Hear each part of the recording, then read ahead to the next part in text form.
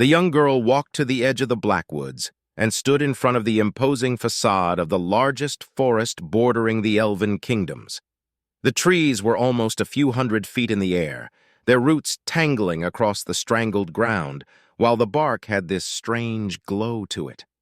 A shiver ran down her spine as she tried to collect her thoughts and calm her racing mind. There was no sugar-coating how dangerous this forest could be. She didn't care, though. She had a job to do. She took a deep breath and readied her mind. Here we go.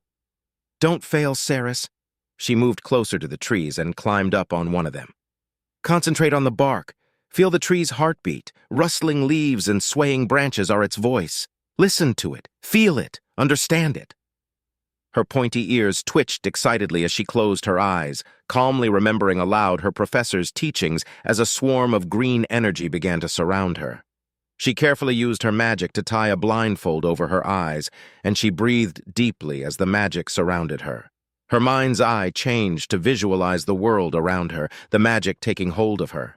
An invisible hand reached out to guide her as she took her first footsteps. The magical energy swirled around her and began to take effect. Massive tree roots moved up and around, providing a stepping stone for her dainty elven feet. Trees shuffled across the ground, providing her a path forward. Mighty branches, harder than steel, gently moved aside and provided a path. She could sense there was something strange in the air as she continued to walk forward. The trees were all talking to each other, a modicum of both fear and excitement. Some trees spoke of being unable to breathe due to a toxic smoke, then suddenly breathing in fresher air than they'd ever tasted. Other trees speak of strange noises, of grinding and cutting. Others speak of strange birds, far higher in the clouds than they had ever witnessed. Saplings spoke of a strange rain that made them grow faster, while others spoke of the corpses of the dead being carried away, in the fallen being removed in the dead of night. Ceres continued to walk blind on the path the trees were supplying her as she daintily wandered through the forest until the trees deposited her into a clearing. She could feel the soft brush of grass under her feet. Listening closer, she heard the directions given to her by the rustling leaves and creaking wood, telling her to keep moving forward. Her training told her to trust the trees, trust the area, sense their whispers, and go for it. Ceres stopped feeling tree branches and roots underfoot as she felt a slight incline, followed by green grass. The trees kept whispering, "Keep going, go forward." She followed their direction. So much preparation went into this, caring for a garden of flowers for a year, performing rituals and rites revolving entirely around blessing trees and scenery, making a bond with a water spirit and tree spirit to strengthen her connection to the ether. The daily ritual of lovingly planting a new sapling at the forest's edge and blessing it with nutrient-rich water spells. It was working. Flower patches were appearing at her feet. Trees nearby grew several feet higher, stronger, and greener. Groundwater rose up several feet, allowing the forest to take advantage of it.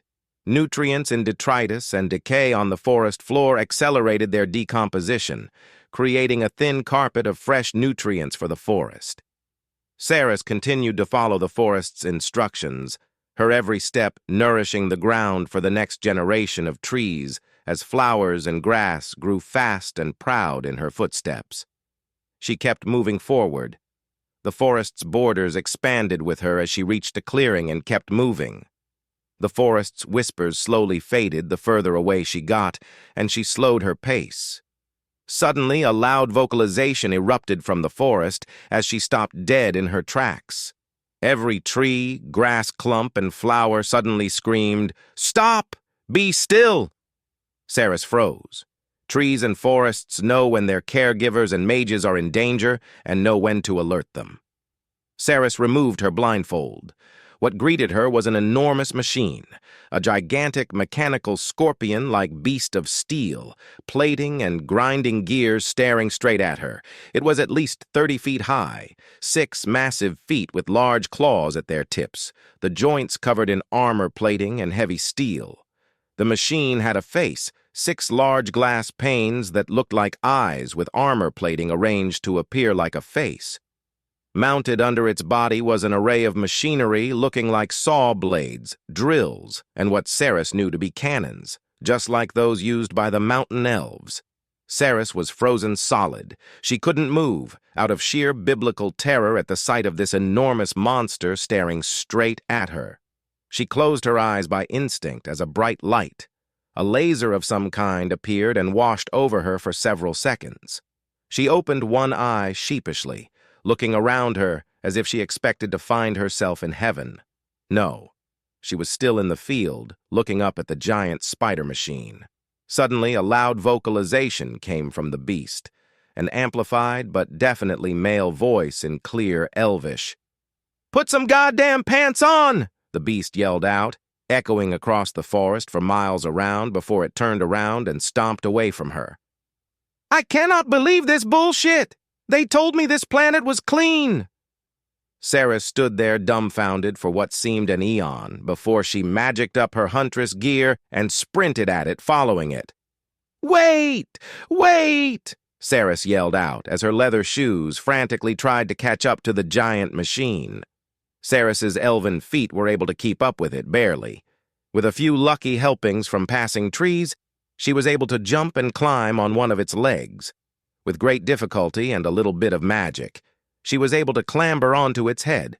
Her elven body allowed her to keep up with its swaying and bouncing as it clawed its way through the jagged terrain, eventually leading into a mountain range. "Mount Caridian? What is it doing here?" she asked herself as she held on to some object sticking out the top of its head. "I'm going home! Get off my roof!" the machine yelled out, trying to shake her off. "No, no, no!" Sarah squealed as she held on for dear life, reaching the foot of the mountain.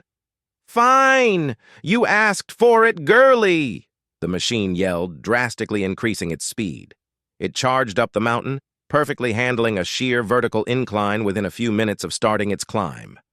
Its giant claws dug into the solid rock, and it charged up the mountainside, quickly reaching a point where it could climb to the side and begin walking along the jagged peaks like an actual spider.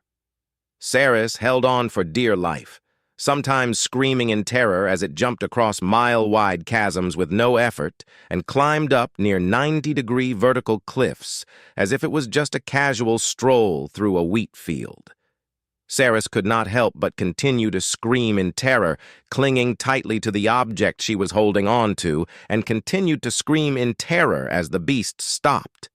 She continued to squeal in fear, even as the beast stopped and its pilot climbed out. He stood in front of her, tapping his foot impatiently as she squealed and gasped her terror out. It took her a while to calm down. "You have a lovely scream. It's like constantly shattering glass being scraped across a blackboard," he said, smiling at her sarcastically. "I would ask, however, that you stop screaming, as I only have one pair of ears, and I would rather not replace them." Ceres was speechless. A human. An actual human was standing in front of her, relatively tall, wearing heavy armor and carrying a portable cannon. Brown hair, blue eyes, smooth round ears, and a strange smirk that showed perfect sparkling clean teeth. Ceres couldn't really speak as she stared at him in sheer awe, shock, and terror. "So, you gonna let that go, or what?" he said again, still smirking. Ceres squealed and let go in a panic, losing her balance as she toppled over. He grabbed her arm, stopping her from falling over. She blinked as she felt the cold steel of his armor against her skin. This was real. "Oh my gods! Relax, please relax. Jeez!" he said, and used a machine nearby, calling a platform that gently lowered them to the ground. "Are all people on this planet so jumpy?" You are a human," Ceres said, pointing at him as she backed away. "Yeah. Whoa, wait. You know what humans are?" It was his turn to be confused and shocked. "Oh, of course. You don't know what elves are?" Ceres replied in kind, now just as confused. "Okay. Obviously, we need to have a little chat. But, I did tell you to put some pants on." He gestured to her huntress clothing. I am wearing pants. I use this to hunt deer in the forest. It's a common garb for us. Saris protested and checked her gear. The human rolled his eyes and started walking away, holding his hands in the air while shaking his head. Why? Hey, wait! Saris squealed and charged after him. It was only now Saris noticed where she was, in the center of a massive factory complex. A factory complex that looked like it was built specifically to manufacture the very same machine that she came here in. There were hundreds of them, in many different configurations, styles, and paint colors, all built to offer a different function. They were all arrayed along the ground in a parking lot. Their legs were tucked neatly underneath them, halving their effective size, stacked on top of each other like crates and boxes. Other machines, cranes, trains, and other things were charging about, assembling parts, pieces, and components, then slotting them into place. Sparks were flying, the air filled with the sounds and sirens of a massive industry. Saris followed the human while trying not to panic at the sight of hundreds of those powerful war machines. Was he assembling an army? Was he preparing an invasion?